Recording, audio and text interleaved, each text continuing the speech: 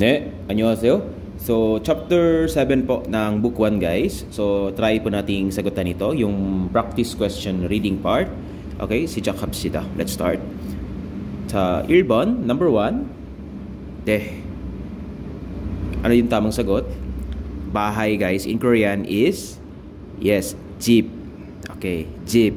So, 1번 yung tamang sagot. Number 1 yung tamang sagot natin dito guys. Okay. 집입니다. Okay? 시장입니까? Is it 시장? 시장 is yes, market. 아닙니다.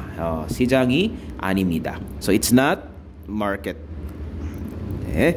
3번 회사. 회사입니까? 회사 ba ito guys? Ano ba yung 회사? Yes, company or workplace. 네. 자, 회사가 아닙니다. So it's not workplace. 네. 자, 4번 마트. 마트입니까? 아니에요. 마트가 아닙니다. So it's not mart. 그래서 정답은 1번입니다. Number 1 yung tamang sagot natin dito guys. So house in Korean is 집. 네, 집입니다. Okay. 자, 2번 number 2. 자, ano ito guys? 옷걸이. So meron ditong hanger, 옷도 있고 다리미도 있어요. So meron ding plancha. Okay, so therefore we can say it is a laundromat or laundry shop, ganun. So ano ba yun sa Korean guys? 네, 한국말로 어떻게 해요? So, paano yun in Korean? 네, 세탁소입니다. 네, 세탁소 yung tamang sagot. 세탁소. 네, 3번입니다. hindi po number 1, 미용실. 네, 머리를 자를 수 있는 곳입니다. So, place where you can cut hair. hair salon 아닙니다. 자, 2번, 편의점. 네, 편의점은 다양한 것들을 살 수 있는 곳입니다. So, you can buy a lot or different things here. 아닙니다. Okay, convenience store po kasi yung 편의점. 아닙니다. No, hindi po siya. Again guys, 세탁소 yung tamang sagot no. 세탁소입니다. 네, 3번. 슈퍼마켓. 슈퍼마켓입니까? 아니에요. 슈퍼마켓. 생필품 같은 거 살 수 있는 곳입니다. So it's a place where you can buy daily needs, no? Okay, so 아닙니다. So therefore guys, yung tamang sagot again is number 3, 세탁소입니다. 네, 세탁소. 네, 3번. 자, 이것이 무엇입니까? 네, so a thing that you can use when it is raining. 네, payong of course, no? So ano ba yun sa Korean guys? 네, 우산. 네, 우산입니다. Number 2 yung tamang sagot dito guys. 우산. 네. 우산 is umbrella. 이불. 이불. 네. blanket. 자, 이불이 아니에요. So it's not blanket. Okay, hindi po siya blanket guys.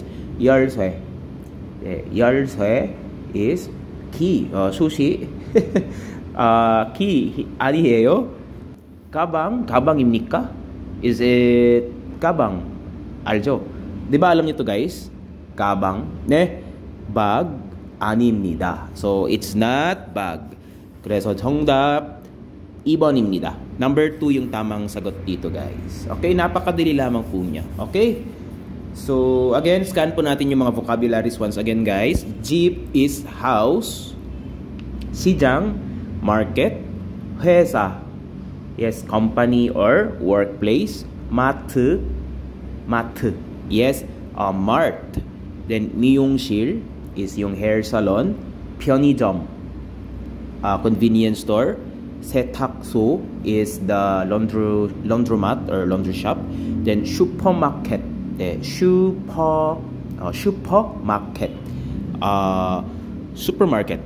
그리고 이불 is blanket. 우산, umbrella.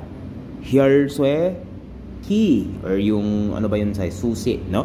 And then last, kabang is bag. Okay, so for beginners, I hope na matandaan nyo po itong lahat. Hindi lang dapat gabang yung dalhin sa exam.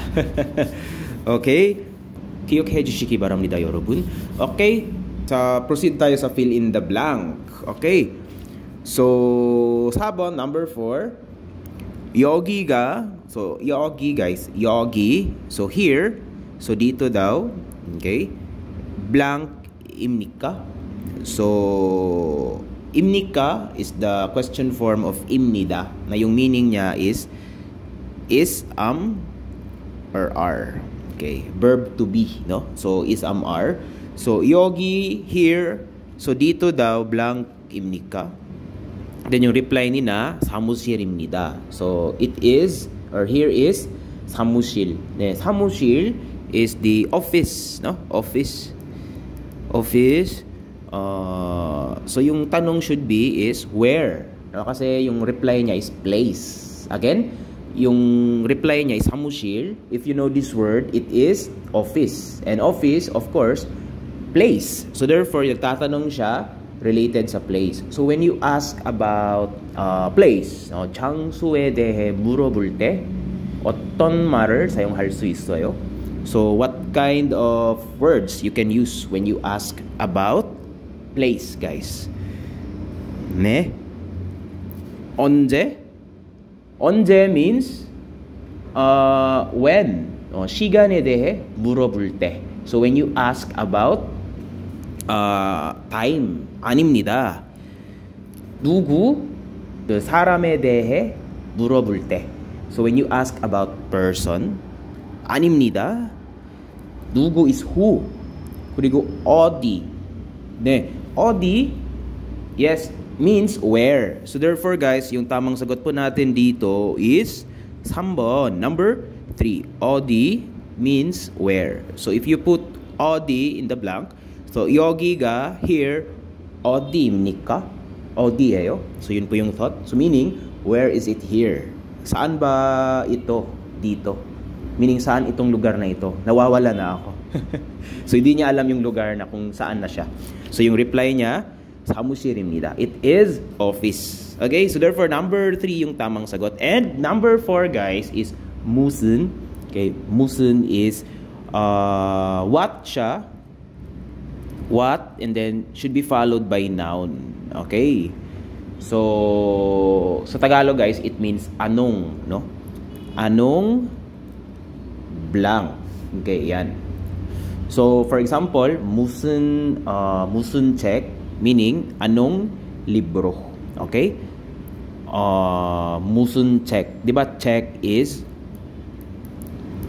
book. Okay? 무슨 책 means anong libro. What book. Okay, anong libro. Okay? So, 아닙니다. Okay? So, therefore, number 3 yung tamang sagot.